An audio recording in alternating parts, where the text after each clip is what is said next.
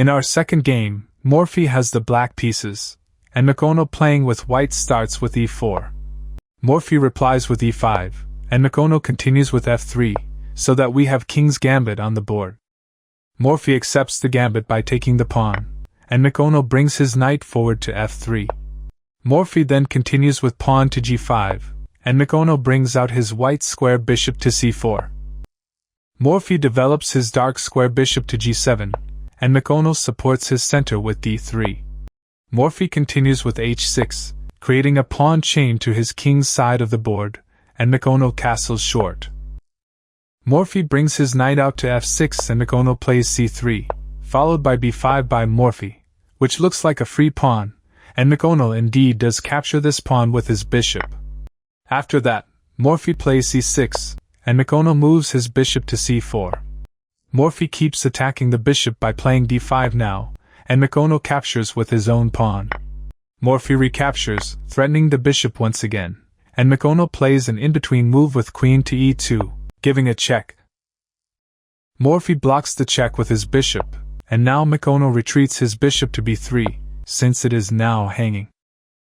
It is now time for Morphy to castle, and he chooses also to castle short, while McConnell advances his pawn to d4. Morphy replies with knight to e4, and since this knight is now placed on an excellent square, McConnell decides to get rid of it, by bringing his bishop to c2, with intentions of giving it away for this knight. Morphy pushes f5, and McConnell brings his other knight to d2, while Morphy also proceeds by activating his other, so far inactive knight, by moving it to c6.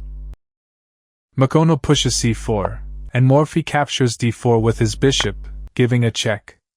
McConnell captures the bishop with his f3 knight, and Morphy recaptures with his c6 knight, threatening McConnell's queen.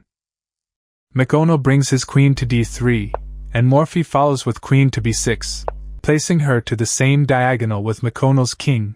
Therefore McConnell removes his king from her sights, by moving him to h1. Morphy captures on c2 with his knight, and McConnell mobilizes his queen for the recapture, while his fate is sealed already, and he never saw it coming.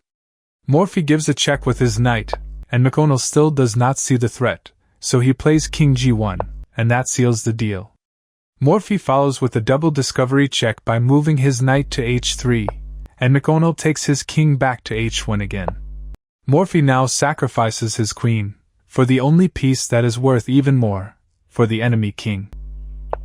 He plays queen to g1, forcing McConnell to capture with the rook, as this is the only legal move of the position, and then Morphy delivers a beautiful smothered mate by making the last move of this game, knight to f2, and the enemy king has no free squares to move to, surrounded by his own pieces. I hope you enjoyed this game of the Greats of the Game series, and I am looking forward to see you on the next video. Remember to like and subscribe. It is free and it helps me to create even more videos for you to enjoy. Thank you all, and see you the next time.